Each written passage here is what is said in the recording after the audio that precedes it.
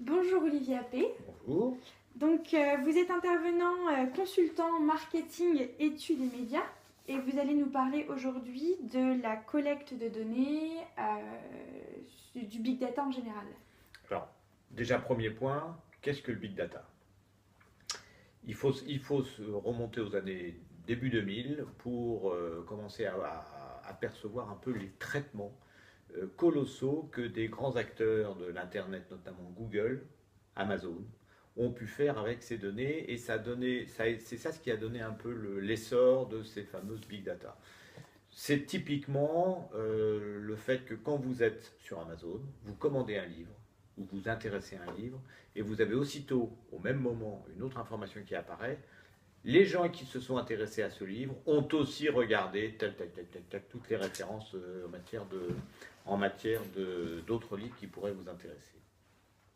Donc ça nécessite trois choses pour avoir ce type de traitement. La première chose, c'est bien sûr des outils informatiques colossaux qui sont capables de traiter de l'information très rapidement.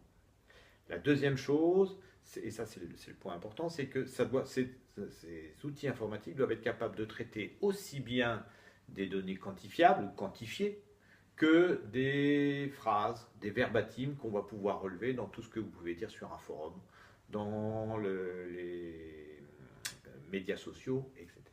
Et puis le troisième point, c'est donc cette capacité à traiter une masse colossale d'informations. Donc c'est une formule bien connue au niveau des big data. On dit que V plus V plus V égale V. C'est quoi l'idée? Le premier V, c'est le volume. Le deuxième V, c'est la variété des informations. Le troisième V, c'est la vitesse de traitement. Et tout ça, volume plus variété de l'information traitée, plus vitesse du traitement, c'est égal à la valeur de l'information que vous avez traitée. Ça, c'est la base des big data, c'est cette capacité à traiter énormément d'informations variées, extrêmement vite pour pouvoir répondre à une question. Exemple, vous êtes, on est jeudi, vous êtes en train de préparer un week-end à Amsterdam. Vous allez donc taper sur différents sites de tourisme, etc.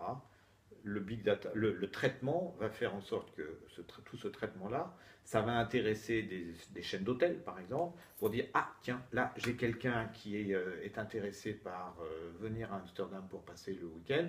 Hop, qu'est-ce qu'on fait? On va vous renvoyer aussitôt de l'information. Encore faut-il que ça soit fait très rapidement, parce que si cette information vous arrive le lundi, ça y est, c'est fini, votre week-end il est passé. Donc il faut que ça soit fait extrêmement rapidement. Il faut savoir à qui on s'adresse, quel type d'hôtel vous recherchez, dans quel endroit. Tout ça, c'est à partir des recherches que vous avez pu faire sur Internet. Toutes ces analyses vont être traitées, toutes ces informations vont être traitées, et hop, on va être capable de vous dire, ah tiens, madame Intel, elle est en train de chercher un petit hôtel pour deux, plutôt en périphérie, pas au centre parce que ça coûte plus cher. Eh ben, qu'est-ce que je peux lui proposer dans mon offre? Vous voyez, et ça doit se faire très vite. Ça, c'est le premier point. Alors, les exemples, ça pullule. On sait qu'Obama, par exemple, en 2008, l'élection d'Obama, sur le plan politique, a été liée à un traitement extrêmement poussé de toutes les informations qui concernaient les électeurs. On en parle beaucoup en ce moment. Qu'est-ce qu'un homme politique peut faire par rapport à toutes les informations qui existent? Quelles sont ces informations? Déjà, vous avez l'INSEE, qui vous donne une carte démographique extrêmement détaillée de la société française. Vous avez maintenant, et depuis peu, tout un tas d'informations qui sont données par les pouvoirs publics sur ce que l'on sait des Français. Euh, Notamment les résultats des bureaux de vote depuis 50 ans.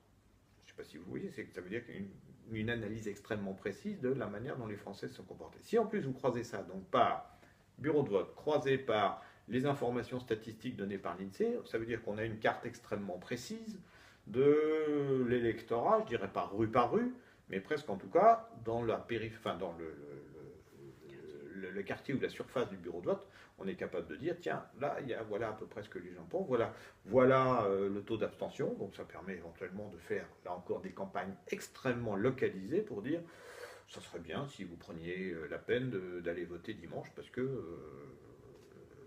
qu'on constate que, enfin, on ne va pas leur dire, qu'on constate qu'il y a un taux de faible, mais donnez votre avis sur le département, sur le candidat de votre choix, etc. Si en plus, on rajoute à ces informations des informations encore plus précises sur des sympathisants, par exemple, qui ont accepté de fournir de l'information sur leurs habitudes, leurs lectures, leurs amis, etc., ça veut dire que vous disposez là, à ce niveau-là d'une information individuelle extrêmement fine et extrêmement riche si vous êtes capable de la traiter. Et on revient à ce qu'on évoquait tout à l'heure, le big data, ça ne fonctionne que quand vous avez des outils informatiques extrêmement complexes qui vous permettent non plus, et c'est ça le grand changement de la big data, non plus de faire des analyses explicatives, j'ai des résultats d'études, je vais faire des typologies, des analyses, des segmentations, etc., pour essayer de comprendre comment se comportent les gens sur ce que par rapport aux questions que j'ai pu poser. Là, on n'en est plus à ça. L'intérêt des big data, c'est que vous allez éventuellement essayer de faire des analyses prédictives, c'est-à-dire, est-ce que je suis capable de prévoir comment monsieur un tel ou monsieur un tel va se comporter par rapport à toutes les informations que j'ai pu accumuler sur lui. Et ça, c'est ce qui va faire la très grande différence en matière de marketing. Ça veut dire, très concrètement, pour un marketing, on est passé à un marketing, peut-être pas un marketing de masse, mais déjà un marketing du one to few, hein, j'émets pour quelques-uns parce que je suis capable de grosso modo de segmenter ma clientèle. On va passer bientôt à un marketing one-to-one parce que je sais que vous allez vous comporter comme ça ou que votre voisine va se comporter de manière un tout petit peu différente, mais je vais pouvoir lui proposer une autre solution pour s'intéresser à mon produit. Donc quelque chose d'extrêmement fort. Alors évidemment, par rapport à ça, ça pose énormément de questions. La première question, c'est bien sûr la question de l'information individuelle et le traitement de cette information individuelle. Pour l'instant, il y a tout un tas de remparts en France qui empêchent des traitements extrêmement trop personnalisés.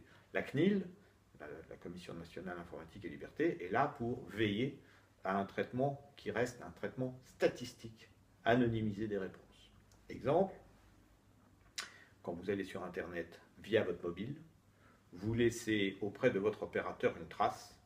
Votre opérateur est capable de dire, mademoiselle, vous êtes allée hier sur tel site, avec votre mobile. Bon, bien sûr, ça n'est pas traité au niveau individuel, mais pour autant, c'est traité au niveau global statistique, ce qui permet, par exemple, à Médiamétrie, d'être capable de dire sur l'ensemble des informations laissées par les abonnés mobiles quand ils vont sur Internet auprès des opérateurs, je suis capable de dire, voilà, c'est Google qui a été le site le plus visité, c'est Facebook qui a été ensuite le site le plus visité, puis après la homepage d'Orange, etc. C'est-à-dire des informations qui sont extrêmement fines, et surtout, là encore, ça change par rapport à l'étude classique que l'on connaît, où avant on passait d'une étude, on faisait un échantillon qu'on souhaitait le plus représentatif possible.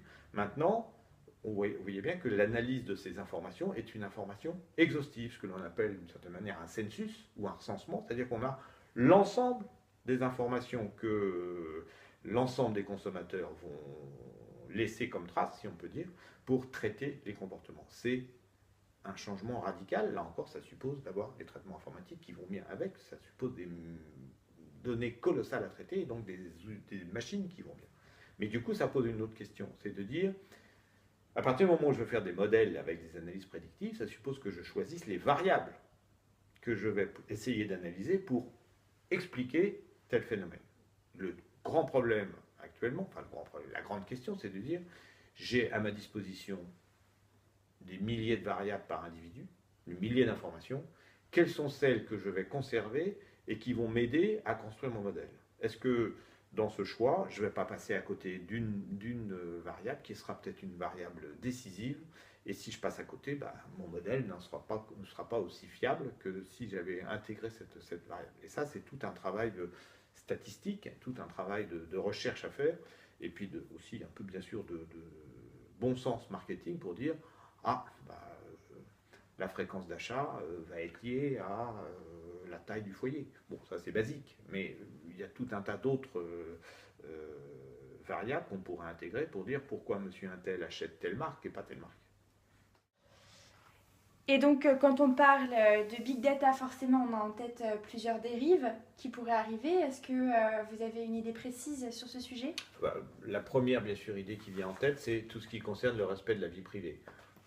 les informations disponibles sur chacun, est-ce qu'on a envie de savoir que Amazon, Google ou je ne sais pas qui détient tout un tas d'informations parce qu'on a laissé des traces, ne serait-ce que sur les réseaux sociaux, sur la page Facebook, sur Twitter. Et là, c'est exploité par les grandes sociétés d'analyse de données de manière qu'on imagine à peine. Google est en ce moment en procès avec plusieurs commissions du style CNIL en Europe, justement sur une exploitation considérée comme limite, voire illégale, des données personnelles. Ça pose, bien sûr, donc cette fameuse question de vie privée. Ça pose aussi, par ailleurs, une question qui est liée à la sursollicitation. Vous êtes sur Internet, vous êtes en train de visiter un site, les modèles vont dire « Ah, tiens, mademoiselle là est en train de s'intéresser à ceci ou à cela, hop, c'est le moment d'aller lui faire de la publicité pour ceci, d'aller lui envoyer un message pour cela, etc. » Vous voyez que c'est une vision quand même extrêmement intrusive vis-à-vis de votre vie quotidienne. Cela nécessite en matière de marketing cette fameuse interrogation du opt-in, du opt-out. Le opt-in, j'accepte que mes informations puissent être traitées par vous l'entreprise. Le opt-out, je refuse. Et ça, c'est quelque chose de primordial. Je crois qu'on n'en parle malheureusement pas suffisamment. Tout individu doit être capable de retrouver tout ce qui a pu être traité par l'entreprise, une sorte de droit d'oubli, dont on en parle beaucoup sur Facebook. C'est la même chose pour l'entreprise. C'est OK, vous avez traité pendant un moment des informations sur moi, je souhaite que tout cela disparaisse de vos fichiers. Qu'est-ce qui est fait actuellement pour ça? Pas grand-chose.